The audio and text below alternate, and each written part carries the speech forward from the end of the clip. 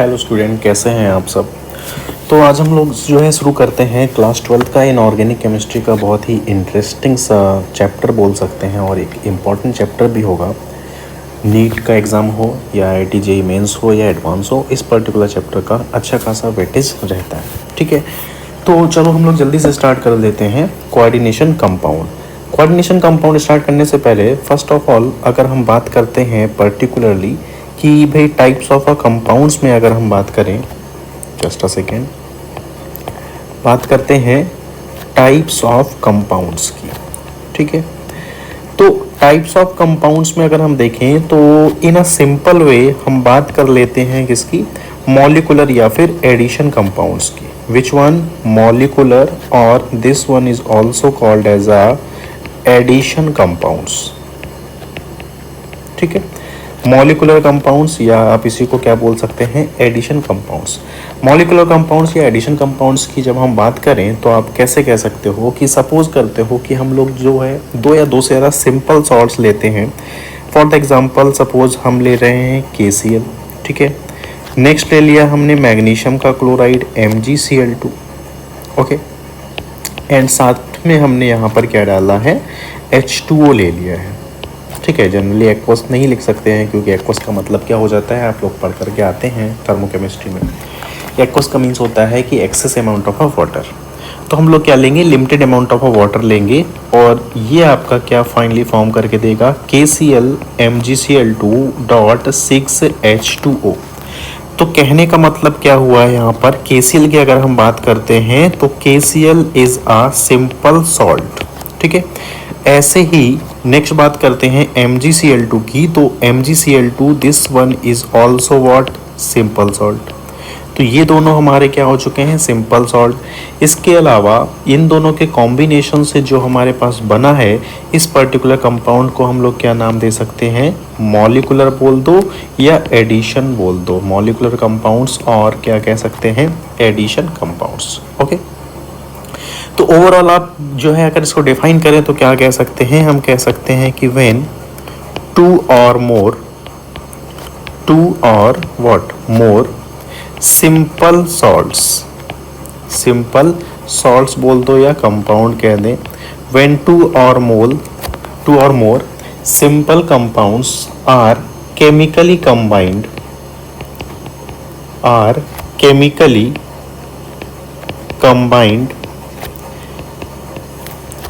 combined in fixed ratio of their masses. Fixed ratio of their mass या weight लिख सकते हैं। Then these compounds are simply known as a molecular or addition compounds. इसके बाद next हम बात कर लेते हैं कि based on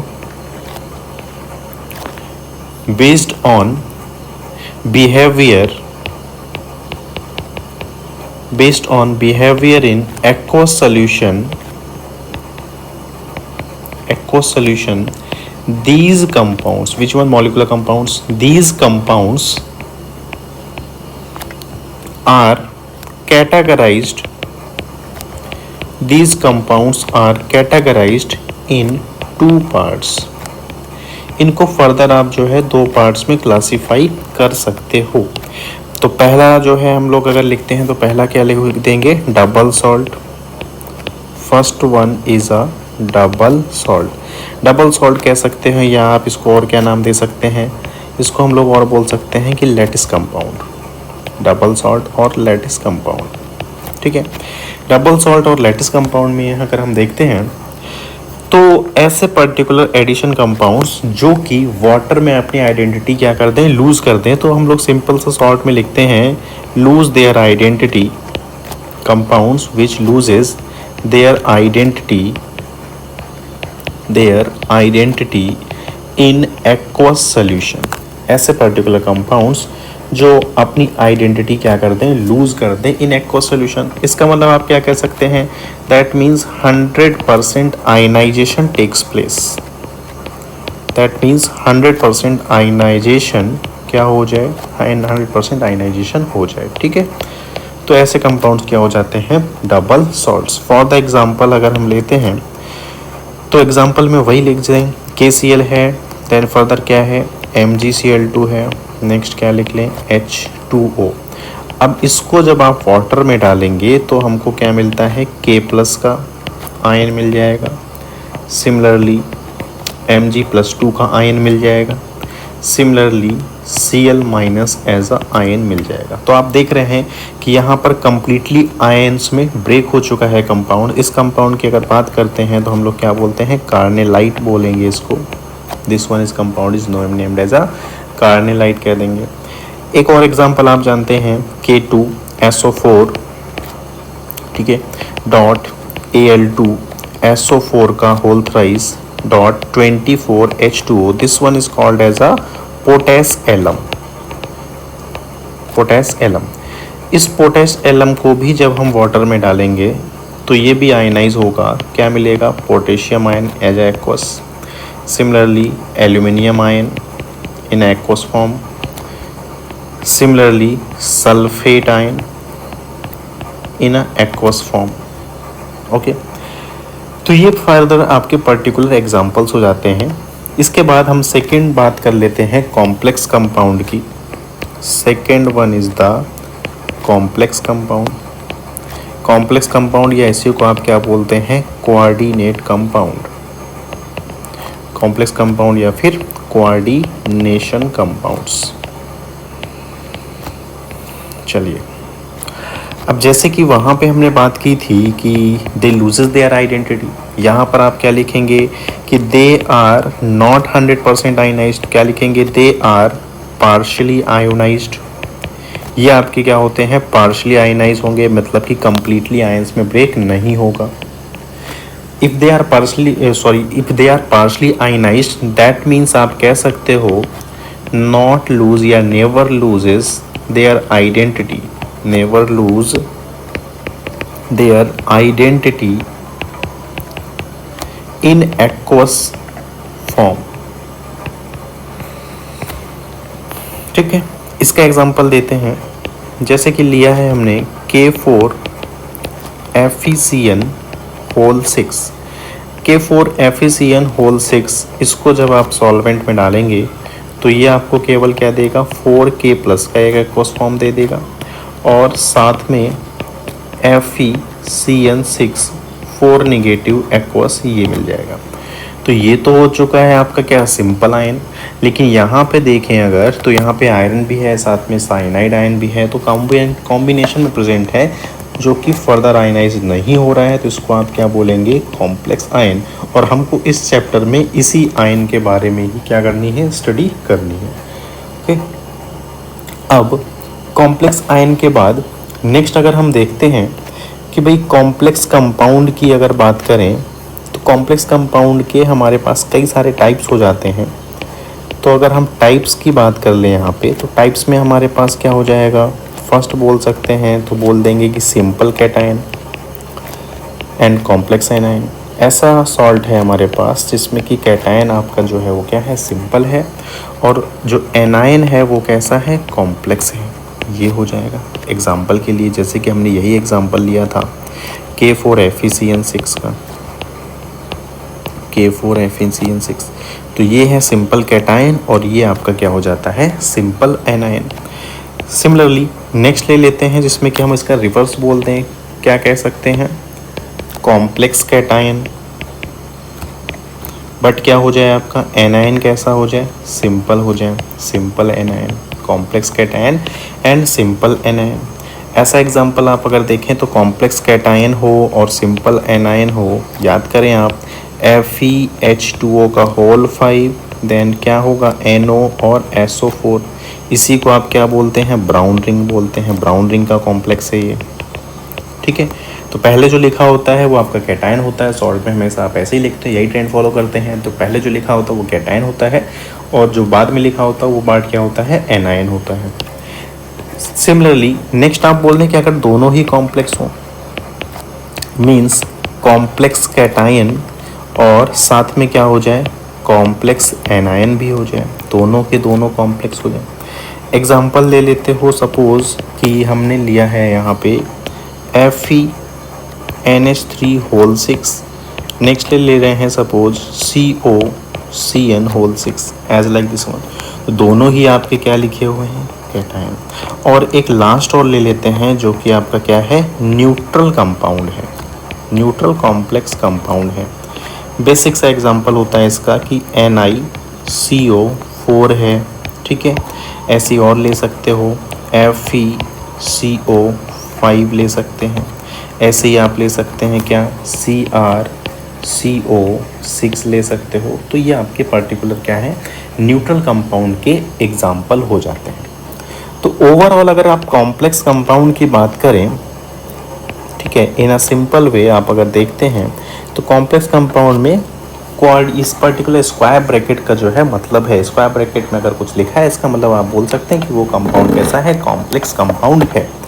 इस कॉम्प्लेक्स कंपाउंड में आपने ऊपर जो भी एग्जांपल देखे हैं तो यहाँ पर आपको सीधा सीधा देखने को मिल रहा है कि कॉम्प्लेक्स में सबसे पहला जो एलिमेंट है वो हमेशा आपको क्या ही दिखता है, मेटल ही दिखता है। और मेटल के बाद आपके कई सारे ऐसे पर्टिकुलर बोल सकते हैं एटम्स या फिर मॉलिक्यूल्स या आयंस प्रेजेंट होते हैं। तो मेटल हो गया, इसके अलावा जो बाकी प्रेजेंट है वो आपका क्या होता है, एल से रिप्रेजेंट करते हैं, जिसको हम लोग पढ़ेंगे यहाँ पे इस चैप्टर में, जिसको क्या बोलते हैं, लिगेंड्स बोलते हैं। सपोज करते हैं कि अगर ये आपने क्या लिया है, कैटाइनिक जो और एनायनिक में से कैटाइनिक आपने सिंपल लिया है और एनायन जो है वो कॉम्प्लेक्स लिया है, तो ऐसा करके कुछ अगर सपोज हमने ये एक कॉम्प्लेक्स कंपाउंड का एक सिंपल वे अगर फॉर्मेट ड्रॉ किया है, तो यहाँ पर जो स्क्वायर ब्रैकेट के बाहर वाला पार्ट है वो पार्ट आपका क्या बोला जाता है, आयोनाइजेशन स्फीयर। जो आयनाइज हो जाए वो आपका क्या होता है, आयनाइजेशन स्फीयर, ठीक है। जो आयनाइज ना हो इसको आप क्या बोलते हैं, कोऑर्डिनेशन स्फीयर। इसको क्या बोलेंगे, कोऑर्डिनेशन स्फीयर, ठीक है। आयनाइज होने वाला क्या हो जाएगा, आयोनाइजेशन स्फीयर। जो आयनाइज ना हो उसको आप क्या बोल सकते हो, कोऑर्डिनेशन स्फीयर। आयनाइजेशन स्फीयर को आप और एक नाम दे सकते हैं, और क्या बोल सकते हैं उसको, काउंटर आयन भी बोल सकते हो, काउंटर आयन। साथ में जो M है ये आपका क्या हो जाएगा, ये आपका मेटल का एटम भी हो सकता है, या फिर आप बोल सकते हो आयन भी हो सकता है। इम्पॉर्टेंट जो है वो आपका क्या है, L है। L जो कि आपको क्या रिप्रेजेंट करके देता है, लिगेंड। बाकी X और Y ये आपके पर्टिकुलर क्या होते हैं, नंबर हो जाते हैं। तो ये आपका प्रॉपर एक कॉम्प्लेक्स कंपाउंड का स्ट्रक्चर है, जिसमें कि अब जैसे कि ये आपका कैटाइनिक वाला है, ऐसे ही एनायनिक वाला होगा तो वहाँ पे उसको क्या बोल दिया जाएगा, आयनाइजेशन स्फीयर बोल दिया जाएगा, ठीक है। तो यहाँ पे मेन जो टर्म है वो हम बात करते हैं फर्स्ट ऑफ ऑल लिगेंड्स की, कि भाई लिगेंड्स क्या हैं। लिगेंड्स की कहानी अगर हमें समझ में आ गई है तो इसका मतलब कॉम्प्लेक्स कंपाउंड आप बड़े आसानी से समझ सकते हैं, ठीक है। तो लिगेंड्स की अगर आप बात कर रहे हैं तो लिगेंड्स आपके क्या हो सकते हैं, लिगेंड्स आर द एटम्स भी हो सकता है। लिगेंड जो है हमारा ये मॉलिक्यूल भी हो सकता है, ठीक है। लिगेंड हमारा क्या हो सकता है, आयन भी हो सकता है। तो एटम्स हो, मॉलिक्यूल्स हो और आयंस हो, which are capable to donate, ठीक है, at least one electron pair. At least one electron pair, और इलेक्ट्रॉन पेयर देगा किसको, ये मेटल को देगा। At least one electron pair to metal atom और metal ion, that one is called as a ligands, ठीक है। तो ये आपका पर्टिकुलर क्या हो जाता है, ligands.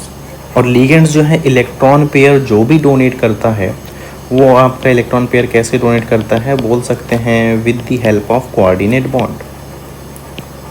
With the help of किस बॉन्ड से ये डोनेट करेगा, कोऑर्डिनेट बॉन्ड की हेल्प से ये डोनेट करता है। मींस सपोज जो भी है ये आपका मेटल एटम हो या आयन है और लिगेंड है, तो ये with the help of coordinate bond ये क्या करेगा, इलेक्ट्रॉन पेयर को डोनेट करेगा, ओके। इसके बाद लिगेंड्स हो गया है। अब हम बात कर लेते हैं प्रॉपर क्लासिफिकेशन ऑफ लिगेंड्स की, क्लासिफिकेशन ऑफ लिगेंड्स की। तो लिगेंड्स के क्लासिफिकेशन में अगर हम देखें तो क्लासिफिकेशन ऑफ अ लिगेंड्स में हम कई तरह से लिगेंड्स को क्लासीफाई करते हैं। बेस्ड ऑन द डेंसिटी बात कर लेते हैं, ठीक है। इसके अलावा based on the particular charge बात कर लेंगे, तो हम एक काम करते हैं, हम सारे लिगेंड्स एक फॉर्मेट में ही पढ़ते हैं। ओके, तो पर्टिकुलर लिगेंड्स में अगर हम लोग यहाँ पर ले लेते हैं लिगेंड, उसके बाद हम उसकी denticity and all those things we will clear about it. तो सपोज दैट F माइनस लिया है हमने, Cl माइनस लिया है, Br माइनस लिया है, ओके, I माइनस है, O2 माइनस है, O2 1 माइनस है, O2 2 माइनस है। तो यहाँ पर अगर हम बात करें इनकी पर्टिकुलर डेंटिसिटी की, लिगेंड्स हैं, देन फर्दर क्या हो जाएगा, डेंटिसिटी। तो डेंटिसिटी में आप बात करें तो ये आपका क्या है, मोनोडेंटेट है, ये भी मोनोडेंटेट है, ब्रोमीन की मोनोडेंटेट है, monodentate, monodentate, monodentate and monodentate. इसके अलावा इनका पर्टिकुलर अगर हम नेम की बात करते हैं कि भाई इन लिगेंड्स को आप क्या बोलते हैं, तो आप कह सकते हैं this one is called as a fluorido, fluoro भी कहते हैं, ठीक है, बट लेटेस्ट में आपका क्या यूज़ हो रहा है, fluorido. Similarly chlorido, next one is the bromido, next one is the iodido, iodo भी कह सकते हैं। This one is what, oxido और oxo is also there. Next one is the peroxido या super oxido, this one is a super oxido, this one is the super oxido, next one is the peroxido और peroxo also। चलिए, अच्छा, everyone having the negative charge, तो आप ये भी कह सकते हैं these are the anionic ligands, ठीक है। बेसिकली चार्ज से आप बता सकते हैं आसानी से ये एनायनिक है, कैटायनिक और neutral. Similarly next one if you are taken here like H2O, also monodentate, this one is named as what, aqua। next one is the NH3, also monodentate, this one is called as what, this one is simply written as what, amine। similarly NH2 minus monodentate, that one is named as what, amido। next one is the NH with 2 negative charge, this is also monodentate, written as like a amido। next one is the N minus 3 monodentate, this one is considered as like a azido, right? Similarly if we have a NO2 minus, this is a monodentate, also it comes under the ambidentate ligands, okay, then further we will discuss these examples, but generally at a time one denticity it can be used only। तो NO2 minus, this one is simply written as what, nitro, or this one is also considered or written as like a nitrito, what, nitrito O, because of a oxygen donor। once again this is nitrito N। next one is the ONO monodentate, this one is considered as like a nitrito O, oxygen donor। similarly OH minus, this one is considered as like a hydroxido, as like this one।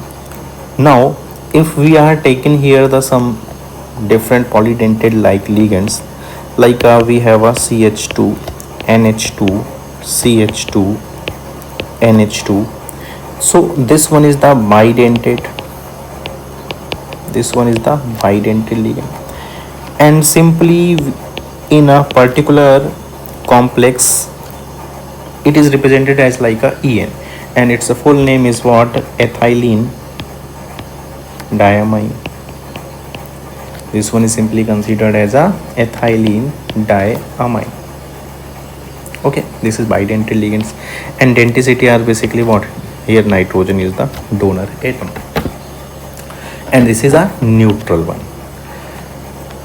after the bidentate, next one is we can write here CH2, CH2, CH2, this one is the NH2, this one is the NH2,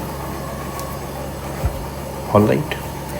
now this one is simply written as what, How many methylene group? How many methylene group? CH2, CH2. We have a 3 times. That means this one is simply called as a trimethylene diamine, and in a complex written as like a TN, and this one is a bidentate. Next one is the, if suppose we have a CH2 NH2 CH NH2 and CH3, this one is also bidentate. Okay, this one is also the bidentate ligands. Now it is named as what? We can simply say like a propylene diamine, right? Because of we have a 3 carbon, then we can write it like a propylene diamine. Propylene diamine, right? Now similarly butylene CH3, then further what? CH NH2 CH NH2 CH3. This one is also bidentate ligand and named as like a butylene diamine, and represented as a symbolic form like a BN, right? For the this one PN is like this one. After this one, next one is the, everybody know about this, NH2 CH2 COO minus. This one is also bidentate ligand, written as like what? Because of this is the glycine, so GLY minus. Okay, full name is what? Glycine, otherwise glycinato, right? Glycinato. If we have a negative charge ligands, then simply end with what? O. Now next one is the DMG. We can write here CH3C double bond N O minus double bond N OH, right? This one is also the bidentate ligand. We can write it as like a dimethyl glyoxymato,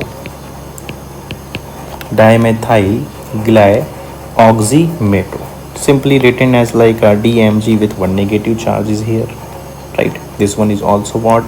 This one is also the bidentate ligands in which nitrogen is the donor, and this one is the hydrogen that is used in hydrogen bonding. Next one is the CH3C double bond O, CH double bond C with O negative, and then CH3.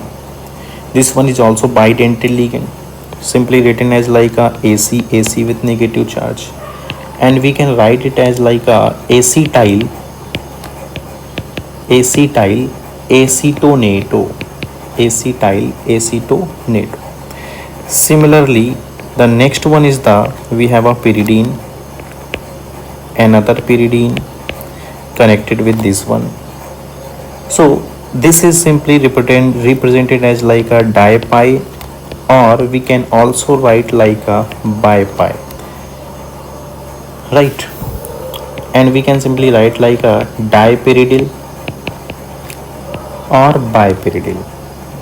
The thing is same. Next one is the CH2NN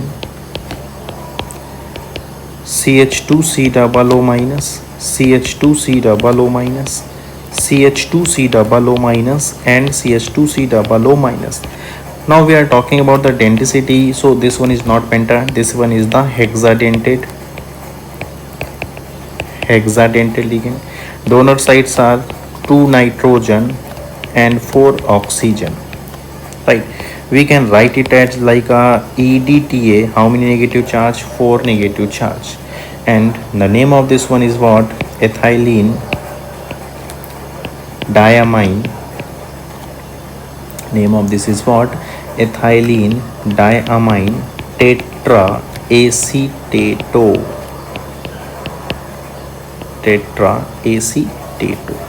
Okay. Similarly, we have another one like a NTA. means nitrogen connected with 3 acetate CH2COO minus, CH2COO minus and CH2COO minus. Okay, this one is simply represented as like a NTA3 minus. So these are the, simply we can say like a some common. Okay, name of this one is what? Name of this one is the like a nitrilo acetonato. Nitrilo acetonato.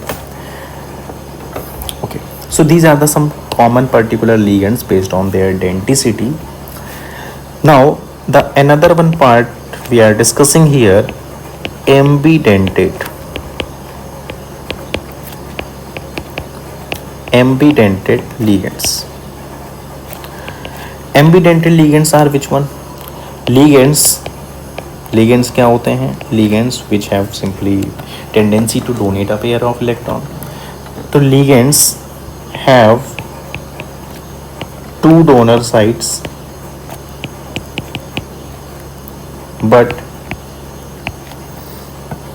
use only one at one time. एक time में केवल एक ही denticity use कर पाए, कहने को बोल सकते उसके पास डेंटिसिटी 2 है, तो ऐसे आपके क्या हो जाते हैं? एम्बीडेंटेड लिगेंड हो गए. जैसे CN है, NC है, तो इसको आप क्या बोल सकते हो? साइनो बोल दो, या हम लोग क्या बोल सकते हैं? साइनाइडो भी बोल सकते हैं, कार्बन डोनर हो गया. ठीक है. सिमिलरली आप इसको क्या बोल सकते हो? साइनाइडो N भी बोल सकते हो, अदरवाइज आप इसको आइसोसाइनाइडो भी कह सकते हो. आइसोसाइनाइडो भी हो जाएगा. सिमिलरली NO2 ले लें या ONO ले लें. NO2 को आप सिंपली क्या बोल सकते हो? नाइट्राइटो N डोनर है, या फिर आप क्या बोल दो? नाइट्राइटो, जिसमें कि कौन है? O डोनर हो जाएगा. ठीक है. ऐसे ही नेक्स्ट अगर हम लेते हैं SCN माइनस, और क्या हो जाएगा? NCS.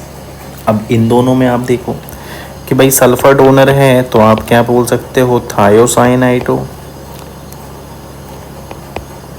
थायोसाइनेटो क्या हो जाएगा? सल्फर डोनर है. ठीक है. नेक्स्ट क्या हो जाएगा? Thiocyanato. Which one is donor? Nitrogen donor. और this one is also called as what? आइसोथायोसाइनेटो.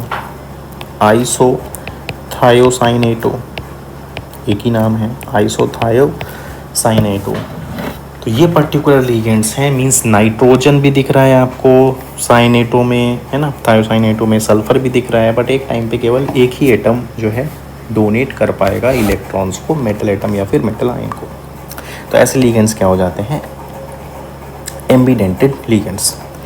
After this one, next one is also important, like a flexidentate ligand. Flexidentate ligands. Flexidentate ligands क्या है? जैसे कि नाम से ही समझ में आ रहा है कि particular ligands which are flexible, means as per the requirement of a complex they can use its denticity. तो हम लोग कह सकते हैं कि लिगेंड्स, कौन से लिगेंड्स होते हैं? बेसिकली पॉलीडेंटेड ही तो होंगे. क्या कहेंगे? Polydentate ligands. Polydentate ligands which can use its donor site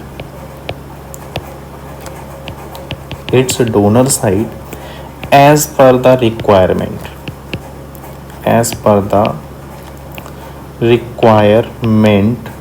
of complex. देखते हैं भाई. एग्जाम्पल अगर आपको ले लिया जाए, सपोज CR EDTA. अच्छा, EDTA तो हम अभी पढ़ के आए हैं ना पीछे. EDTA आपका कैसा था? हेक्साडेंटेड लिगेंड था कॉमनली. तो ये अगर दिया है EDTA एंड इसमें आपने ले लिया है 1 पॉजिटिव निगेटिव चार्ज आएगा. ठीक है. EDTA 4 निगेटिव चार्ज है, तो +3 आपको ऑक्सीडेशन स्टेट बनानी है. अब यहाँ पर EDTA जो है ये क्या होगा? यहाँ पर अपनी 6 के 6 डेंटिसिटी यूज़ कर रहा होगा. यहीं पे क्या करें? अगला एग्जांपल ले लें. सपोज CR है, NH3 है, अभी भी EDTA लिया है विथ नेगेटिव चार्ज। अब यहाँ पे EDTA जो है वो अपनी कितनी डेंसिटी यूज़ करेगा, बोल सकते हो पेंटा 5 डेंसिटी यूज़ करेगा, क्योंकि एक तो आपका अमोनिया इलेक्ट्रॉन पेयर देगा ही देगा, है ना, क्योंकि कॉम्प्लेक्स में है तो ऑब्वियस सी बात है ये इलेक्ट्रॉन पेयर दे ही रहा होगा। तो ऐसे लीगेंड्स जिसमें कि आपके कॉम्प्लेक्स की रिक्वायरमेंट के अकॉर्डिंग अगर लीगेंड अपनी डेंसिटी चेंज कर सकता है तो ऐसे लीगेंड्स को क्या बोला जाएगा, फ्लेक्सीडेंटल लीगेंड्स, जैसे कि EDTA है, सल्फेट है, कार्बोनेट है। So these are the proper example of a flexidental ligands. EDTA, carbonate, right, sulfate, these are the particular flexidental ligands. Now next one is also important, chelate ligands. chelate ligands क्या होते हैं, chelate ligands भी आप कहते हैं कि पॉलीडेंटल ligands ही होते हैं। और पॉलीडेंटल लिगेंड्स जब इलेक्ट्रॉन पेयर देंगे मेटल एटम या फिर मेटल आयन को, तो यहाँ पर क्या बनेगा, एक रिंग लाइक स्ट्रक्चर का फॉर्मेशन होगा और उस पर्टिकुलर क्लोज रिंग जो मिलती है, ठीक है, इसको हम लोग क्या बोल देंगे, किलेशन रिंग बोल देंगे। और लिगेंड जो है वो क्या बोले जाएंगे, कीलेट लिगेंड्स बोले जाएंगे। तो आप कह सकते हैं polydentate ligands, polydentate ligands, done. तो पॉलीडेंटेड लिगेंड्स विच साइमल्टेनियसली, भाई एम्बीडेंटेड में आप देख रहे थे वहाँ पर क्या था आपका, एक से ज़्यादा डेंसिटी थी, बट एक से ज़्यादा डेंसिटी होने के बावजूद भी वो एक टाइम में केवल एक ही यूज़ कर पाएगा, राइट। विच साइमल्टेनियसली,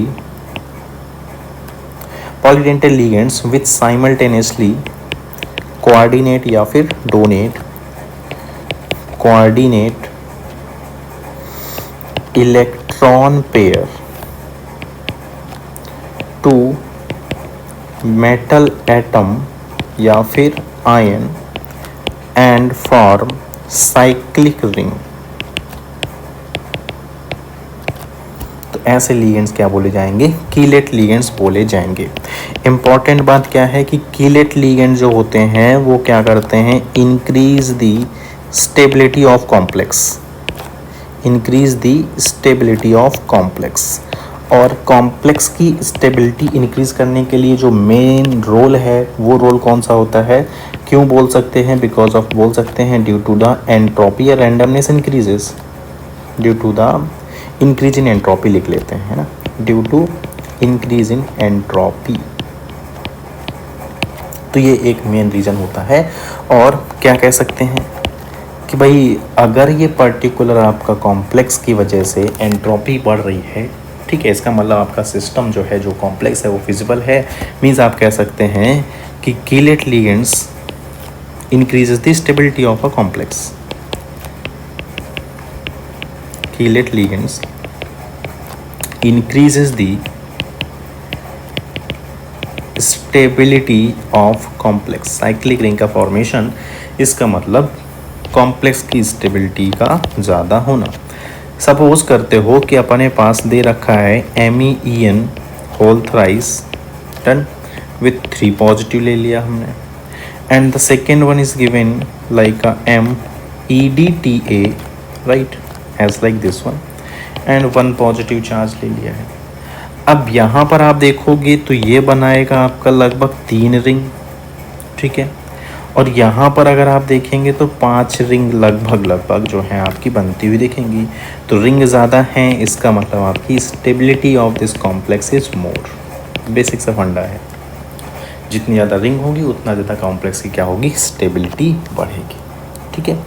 और रिंग में भी अगर आप बात करते हैं तो हम लोग कह सकते हैं 5 membered ring is more stable then the 6 membered ring if only single bonds is involving in the ligand, and 6 membered ring is more stable than the 5 membered ring if ring contains what, pi bond or double bond.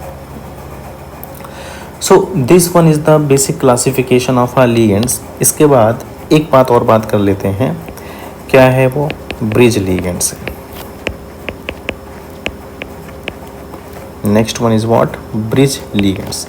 तो ऐसे particular complexes भी होंगे जिसमें कि ligands present है और ligand जो है वो act as a bridge between the 2 metal atom और आयन, ठीक है। तो आप कह सकते हैं कि लीगेंड विच इज या which act as bridge in, एक से ज़्यादा मेटल होने चाहिए, क्या बोल सकते हो, पॉली न्यूक्लियर कॉम्प्लेक्स। एग्जाम्पल आप ले सकते हैं NH3 का होल 4 CO है, यहाँ पे आपने Cl ले लिया, H2O ले लेते हैं 4, चलो यहाँ पर OH ले लिया है और ये आपने NH2 ले लिया है। इस कॉम्प्लेक्स को अपन बंद कर देते हैं इस तरीके से, और यहाँ पर हम ले रहे हैं सल्फेट SO4। डन। ये सल्फेट का डिवाइस। तो यहाँ पे ये जो लीगेंड्स प्रेजेंट हैं, OH है, NH2 है, जो कि दो मेटल एटम के बीच में प्रेजेंट है, एज अ ब्रिज प्रेजेंट है, तो इन लीगेंड्स को आप क्या बोलते हैं, ब्रिज लीगेंड्स बोलते हैं। IUPAC नेमिंग में इनके नाम के आगे आप क्या लगाते हैं, म्यू लगाएंगे, ठीक है। बाकी आपके OH माइनस है, NH2 माइनस है, तो ये आपके लीगेंड्स अगर बात करते हैं तो ये लीगेंड्स आपके कैसे होते हैं, एनायनिक लीगेंड्स होंगे। तो जब भी आप लिखेंगे तो भाई म्यू तो लगाना ही होगा यहाँ पर, ठीक है, यहाँ पर भी म्यू लगाना होगा, तो क्या बोलेंगे, म्यू हाइड्रोक्साइडो, और क्या बोल देंगे, म्यू एमाइडो बोल देंगे। तो ये पर्टिकुलर आप कह सकते हैं कि प्रॉपर टाइप्स ऑफ लीगेंड्स हो चुके हैं। हमने एक साथ ही सारे बता दिए हैं, अदरवाइज आप क्लासिफिकेशन में based on the density, based on the charge, है ना, based on the other things as like this one we can classify. इसके बाद नेक्स्ट हम बात कर लें टर्मिनोलॉजीज की। टर्मिनोलॉजीज ऑफ किसकी, कोऑर्डिनेशन केमिस्ट्री की। टर्मिनोलॉजीज ऑफ कोऑर्डिनेशन केमिस्ट्री, क्या क्या बात कर सकते हैं हम लोग इसमें, भाई जैसे कि हम बात कर लें मैग्नेटिक मोमेंट की, या मैग्नेटिक मोमेंट या मैग्नेटिक कैरेक्टर ले लें। चलो पहले तो मैग्नेटिक कैरेक्टर का सीधा सा मतलब है कि भाई कॉम्प्लेक्स में अगर अनपेयर्ड इलेक्ट्रॉन्स मिलते हैं तो उसका मैग्नेटिक नेचर क्या होता है, पैरामैग्नेटिक। और यहीं पे अगर आपके पास गिवन कॉम्प्लेक्स में electron in a paired form, तो वो अपना क्या हो जाता है, डायमैग्नेटिक। सिंपल सी बात है, बचपन से पढ़ते चले आ रहे हैं, है ना। सेकेंड हम बात कर लें अब मैग्नेटिक मोमेंट की। मैग्नेटिक मोमेंट आपने पढ़ रखा है क्लास 11th में, कैसे निकालते हैं, स्ट्रक्चर ऑफ एटम में बताया भी जाता है। तो मैग्नेटिक मोमेंट की अगर बात करते हैं तो फॉर्मूला आप क्या पढ़ करके आते हैं, square root of n+2 unit आप जो है यहाँ पर क्या लेते हैं, बोर मैग्नेट्रॉन, जहाँ पर n जो है वो क्या हो जाते हैं, नंबर ऑफ अनपेयर्ड इलेक्ट्रॉन्स हो जाते हैं। तो इससे हम क्या निकाल लेते हैं, मैग्नेटिक मोमेंट। हालांकि ये कोई नया कॉन्सेप्ट, नई चीज़ नहीं है, आप सबको पता है। थर्ड हम बात कर सकते हैं यहाँ पर क्या, ऑक्सीडेशन नंबर की। ऑक्सीडेशन नंबर की, ऑक्सीडेशन नंबर की अगर आप बात करते हैं तो ऑक्सीडेशन नंबर आपको क्या बताता है, ऑक्सीडेशन नंबर बताता है कि जो भी कॉम्प्लेक्स दिया है उसमें मेटल में एक्चुअल चार्ज वो क्या फील कर रहा है उसके बारे में बताएगा। तो आप ये कह सकते हैं oxidation number is what, it is the actual charge present या एक्सपीरियंस्ड बाय मेटल एटम, हालांकि हम लोग सेंट्रल मेटल भी बोल सकते हैं, मेटल एटम और आयन, ठीक है। सबको मालूम है, निकालना आता है। हालांकि बात कह सकते हैं कि भाई न्यूट्रल लिगेंड्स में अगर हम बात करें, न्यूट्रल लिगेंड्स के लिए इसका ऑक्सीडेशन नंबर या ऑक्सीडेशन स्टेट वो आप क्या बोल सकते हैं, 0। एनायनिक के लिए क्या होगा, जितना निगेटिव चार्ज प्रेजेंट होगा, है ना। न्यूट्रल लिगेंड्स में आपके क्या होते हैं, जैसे कि H2O है, CO है, sometimes NO is also considered as negative, ठीक है, स्टार बना लेते हैं इसमें क्योंकि इसका पॉजिटिव भी होता है। NO हो जाएगा, अमोनिया है, बेंजीन है, O2 है, नॉर्मल ऑक्सीजन, डाइऑक्सीजन बोलते हैं जिसको, सल्फ़र है ना, ऑक्टा सल्फ़र बोल सकते हैं, फॉस्फोरस को बोल सकते हैं टेट्राफॉस्फोरस, तो ये पार्टिकुलर लिगेंड्स आपके जो हैं वो क्या होते हैं, न्यूट्रल लिगेंड्स, और इनके लिए आप क्या यूज़ करते हैं, जीरो, CO भी है। तो एग्जाम्पल है NiCO4, बेसिकली कॉम्प्लेक्स है, मोन प्रोसेस में यूज़ होता है फॉर द प्योरिफिकेशन। तो यहाँ पर अगर आप निकालते हैं भाई मेटल के निकालेंगे, तो हमने ऑक्सीडेशन रिडक्शन चैप्टर में बार बार ऐसे तो किए हैं अंडरलाइन एलिमेंट्स के ऑक्सीडेशन स्टेट निकालने के लिए। तो x माना +4 है, लिगेंड न्यूट्रल है, 0, ओवरऑल कोई चार्ज नहीं है, तो यहाँ पर आपकी ऑक्सीडेशन स्टेट कितनी आ चुकी है, 0। नेक्स्ट आप निकालते हैं जैसे कि K4 FeCN6 है, यहाँ पर देखेंगे तो 4 हो गया, पोटेशियम का क्या है +1, आयरन का X है 6, साइनाइड होता है नेगेटिव, इक्वल्स टू 0, तो यहाँ से X इज इक्वल्स टू क्या मिल जाता है +2। तो इस तरह से हम लोग क्या निकाल लेते हैं, ऑक्सीडेशन नंबर निकाल लेते हैं। एक और बात कि अगर कैटाइनिक और एनायनिक दोनों ही हमारे क्या हैं, कॉम्प्लेक्स हैं, लाइक फॉर द एग्जांपल ये दे रखा है PtCl4। अब यहाँ पे अगर आप टोटल चार्ज निकालते हैं, टोटल चार्ज अगर आप देखेंगे तो यहाँ पर कितना दिखेगा आपको, +4 दिखेगा। अब उस +4 चार्ज को आप क्या करते हैं, +2, मतलब कि बोल सकते हैं कि हाफ डिवाइड कर देते हैं, है ना। तो 2 कैटायनिक कॉम्प्लेक्स में चला जाएगा और 2 आपका कहाँ रह जाएगा, एनायनिक कॉम्प्लेक्स में रह जाएगा, ठीक है। तो इस तरीके से हम लोग जो है इसकी बात कर लेते हैं। हालांकि इसमें और डिटेल में नहीं जाएंगे, ये तो एक शॉर्टकट हो गया है कि आप जो है इक्वली जो है डिस्ट्रीब्यूट कर देते हैं। अदरवाइज़ आप प्रॉपर जो है कंडीशंस बना सकते हो, है ना, कि सपोज भाई +4 है तो एक को अगर हम पूरा +4 दे रहे हैं तो दूसरे को 0 देंगे तो क्या स्टेबिलिटी आएगी, है ना।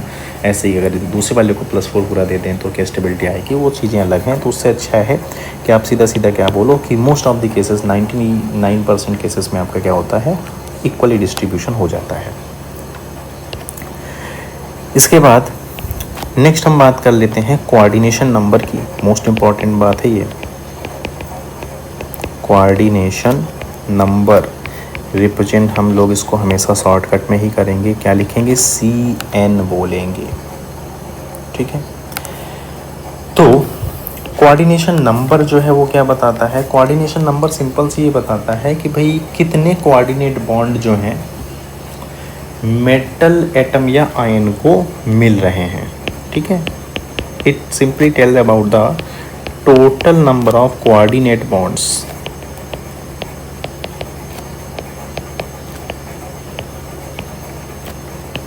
formed towards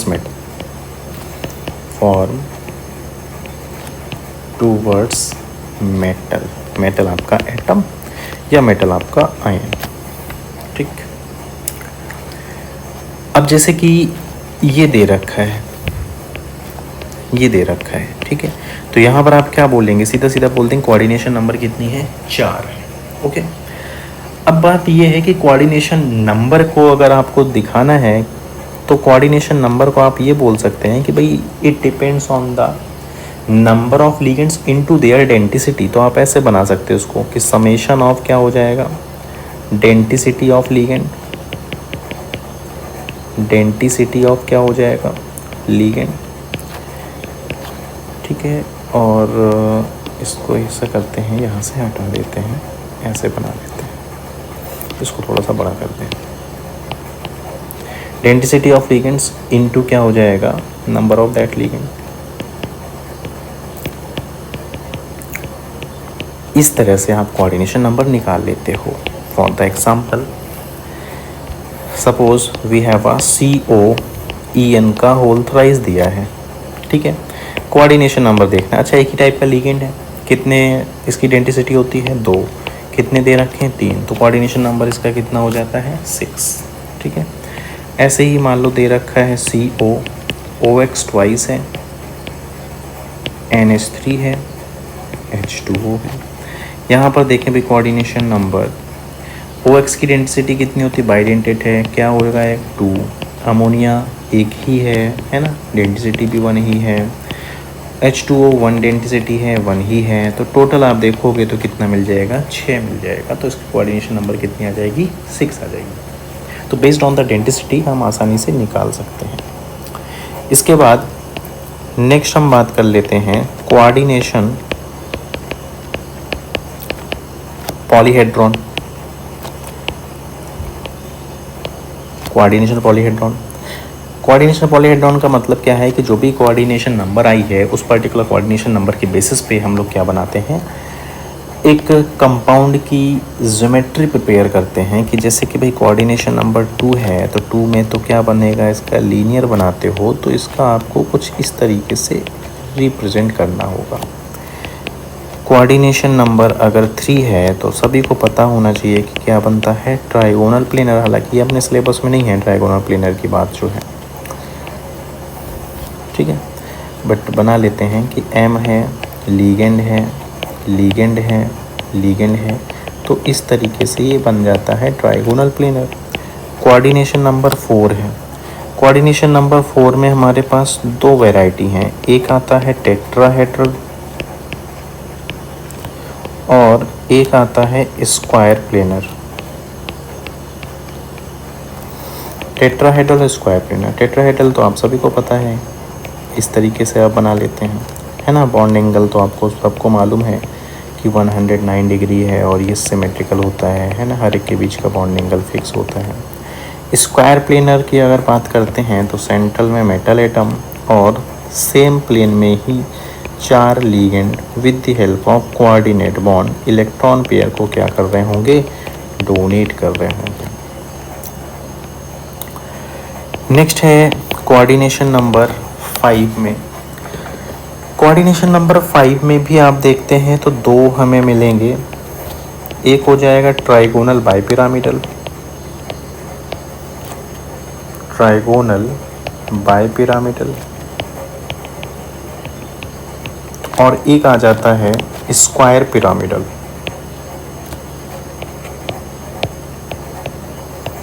स्क्वायर पिरामिडल, ठीक है। ट्राइगोनल बाइपिरामिडल सभी लोग बना के आते हैं कि केमिकल बॉन्डिंग में बहुत से पढ़ते हैं, P sulphide is the best example for this one, है ना। तो ये आपके प्लेन में एक ये हो जाएगा, एक ये हो जाएगा, तो ये ट्राइगोनल बाइपिरामिडल है। स्क्वायर वाले में क्या देखोगे कि 4 लीगेंड आपके सेम प्लेन में होंगे, इस तरीके से with the help of coordinate bond they will approach the electrons, और एक आपका इस तरीके से हो जाएगा। नेक्स्ट आ जाता है कोऑर्डिनेशन नंबर 6। कोऑर्डिनेशन नंबर 6 है, कोऑर्डिनेशन नंबर 8 भी है, बट अपने सिलेबस में केवल कहाँ तक है, कोऑर्डिनेशन नंबर 6 तक ही है, और 80 जो है कोऑर्डिनेशन नंबर 6 तक ही पूछा है अब तक, और यही आपके सिलेबस में भी है। इसमें आपका जो ज्योमेट्री है क्या बोलते हैं उसको, ऑक्टाहेड्रल। क्या होगा इसमें, ये आप बोल सकते हैं मोस्ट सिमेट्रिकल स्ट्रक्चर होगा, जिसमें से 4 लीगेंड्स आप बोल सकते हैं एनी टाइम आपके किस में होते हैं, प्लेन में प्रेजेंट होंगे, ऑक्टाहेड्रल, ठीक। तो ये हो जाता है coordination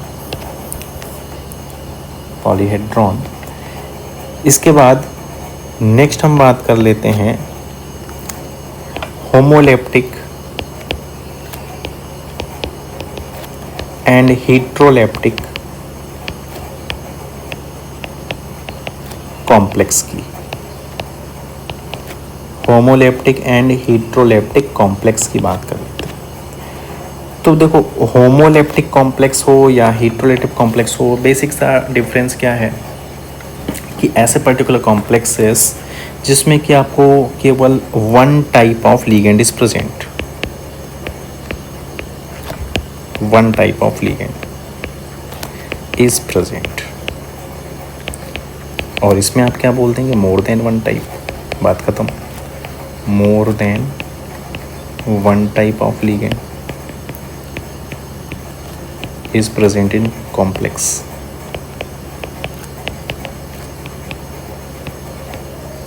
is present in complexes में भी कर लेते हैं। देखो, जैसे कि Ni है, CO है, 4 है, तो ये किसका हो जाएगा, होमोलेप्टिक का हो जाएगा। और यहीं पे अगर हम लोग बात कर लें FeH2O5NO, याद करो इसको, ब्राउन रिंग है ना, तो यहाँ पर आप देख रहे हैं तो एक H2O भी लीगेंड है, एक NO भी लीगेंड है, तो दो लिगेंड्स हैं डिफरेंट टाइप के, तो ये किस में आ जाता है आपका हेटेरोलेप्टिक कॉम्प्लेक्स में आ जाएगा। 1 सेकेंड, यहाँ पर Na2 नहीं होगा, वो सोडियम नाइट्रोप्रोसाइड में होता है, ये आप यहाँ पर इस तरीके से सल्फेट कर दो। ठीक है, तो ये आपके पर्टिकुलर हो जाते हैं होमोलेप्टिक एंड हेटेरोलेप्टिक कॉम्प्लेक्सेस में डिफरेंस। ओके, तो आज के लिए इतना ही।